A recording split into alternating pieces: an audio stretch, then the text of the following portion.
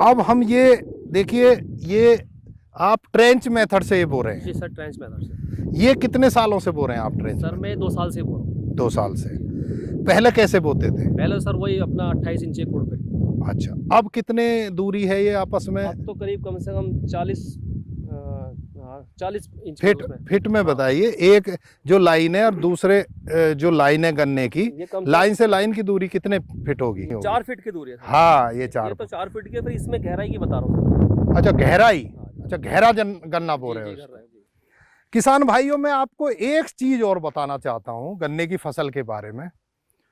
वो ये है कि इसकी खेत की तैयारी कैसे करें। देखिए, खेत की तैयारी करते समय हमें किन बातों का ध्यान रखना है। हमें यह जानना जरूरी होगा फसल के बारे में कि उसकी जड़ें कितनी गहरी जाती हैं। हमारे जो गन्ने की फसल है, इसकी जो जड़ें जाती हैं, जो 80% जड़ें होती हैं, वो 1.5 फुट गहरी जाती हैं, और जो बाकी 20% है वो 2 फुट तक भी जाती है। तो इसका मतलब 1.5 फुट तक हमारी मृदा भुरभुरी होनी चाहिए, जिससे हमारे गन्ने की जड़ें आसानी से उसमें चली जाएं और पोषक तत्वों को अवशोषित करें और पैदावार बढ़ाएं। नंबर 1 बात तो ये होगी गहरी जुताई। दूसरी बात यह है कि इसकी गहरी, अगर बिजाई भी गहरी करेंगे तो उससे हमें क्या फायदा होगा कि जो गन्ना है, गन्ने की जड़ें अच्छी विकसित होंगी। दूसरा, गहरी जुताई से गन्ना गिरने का जो भय है वो कम हो जाएगा। इसलिए जब जड़ें गहरी होंगी तो वो गिरेगा नहीं, और जो उथली जड़ें होंगी वो पानी लगाया है आपने, और अगर आंधी हवा आ गई तो वो तुरंत उखड़ जाएगा। इसलिए किसान भाई, गहरी जुताई करें और गहरी बुआई करें। ठीक है, तो 4 फुट की हो गई आपकी लाइन से लाइन की। लाइन से लाइन 4 फीट की दूरी है। अच्छा, और ये जो सिंगल आंख जो आप बो रहे हो, ये कितनी दूरी पे बोते हो? ये सर मैंने पिछले साल, उससे पिछले साल बोई थी सर 1.5 फुट की उस पे सर। 1.5 फुट पे एक, दूसरे पे 1.5 फुट? 1.5 फुट पे। फिर उससे फिर अच्छा करा तो फिर थोड़ा सा उससे बढ़ाया था सर फिर। अच्छा, और बढ़ाया 1 फुट से? अच्छा, कुछ वैसे कुछ लोगों ने, हमारे किसान ने थोड़ा कम भी करा था। हाँ, पर उनका बेहतर है हमारा सर।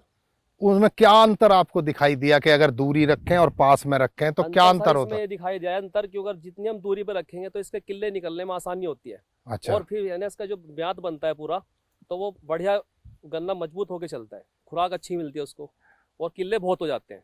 ओके, और धूप भी अच्छी मिलती होगी सबको? हाँ, सब खाद पानी बढ़िया लगता है और अच्छी हवा पानी लगता है, तो गन्ना मोटा होता है बाद में फिर। बहुत बढ़िया। देखिए किसान भाई, अभी जैसे रिजवी साहब ने बताया कि गन्ने की फसल को धूप की बहुत आवश्यकता होती है। हमारे देश में अलग अलग प्रदेशों में जो एक दिन में धूप मिलती है, वो जो घंटे होते हैं धूप मिलने के, वो अलग अलग होते हैं। जैसे दक्षिणी भारत में और पश्चिमी भारत में ये ज़्यादा होता है, जैसे महाराष्ट्र में और तमिलनाडु, कर्नाटक, इसमें ये ज़्यादा पूरे साल तक धूप मिलती है। जो उत्तरी भारत में सर्द ऋतु में धूप हल्की होती है और कम होती है, तो कम मिलती है। तो इसलिए हमारे इधर फसल जो होती है उत्तरी भारत में, वो 9-10 महीने मिलते हैं, और उधर पूरा का पूरा साल 12 महीने उनको मिलते हैं। तो उधर पैदावार भी ज़्यादा होती है। तो इसलिए हमको यहाँ पे अपनी तकनीकी से अपनी उपज को बढ़ाना है।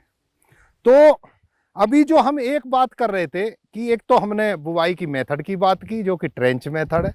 इससे इन्होंने, रिजवी साहब ने बताया कि एक तो गहराई से बोते हैं, और दूसरा बताया इसकी दूरी अधिक होती है। इससे क्या होता है कि धूप और हवा अच्छी तरह से पौधे को मिलती है। अब एक और चीज हम बताएंगे आपको कि ये रिजवी साहब, ये कौन सी दिशा से कौन सी दिशा को बो रहे हो यार? ये पहाड़ और दक्षिण, पूरब और पश्चिम से। पूरब और पश्चिम है ये?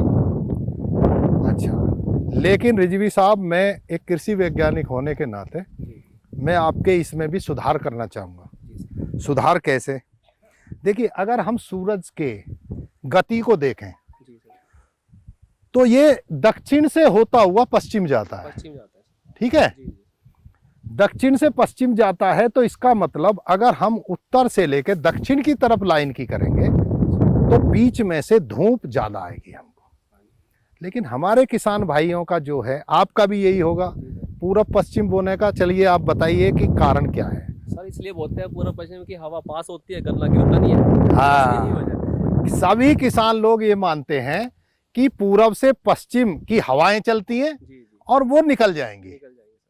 लेकिन क्या गन्ना नहीं गिरता है अगर पूरब से पश्चिम बोते हैं? गिरता तो है सर, 5 बार बंधाई हो रही है, हाँ, गिरता फिर भी है। देखिए मैं कृषि वैज्ञानिक के साथ साथ एक किसान भी हूँ।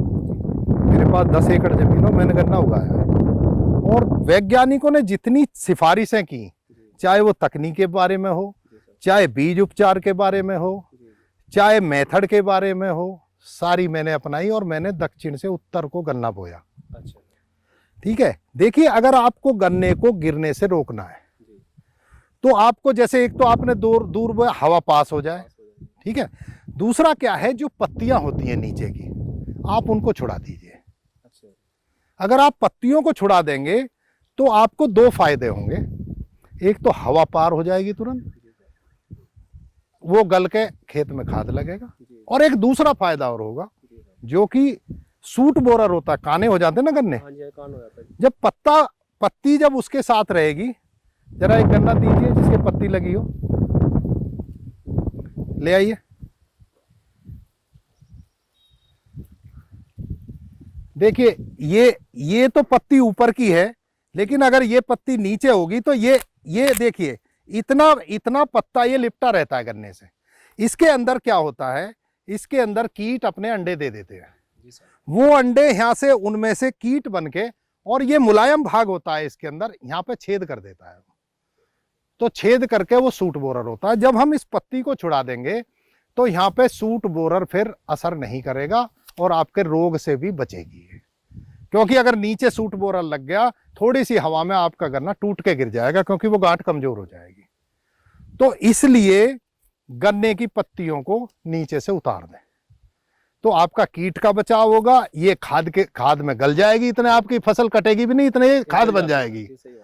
और दूसरी बात, हवा पास हो जाएगी, आपका गन्ना गिरेगा नहीं। ठीक है।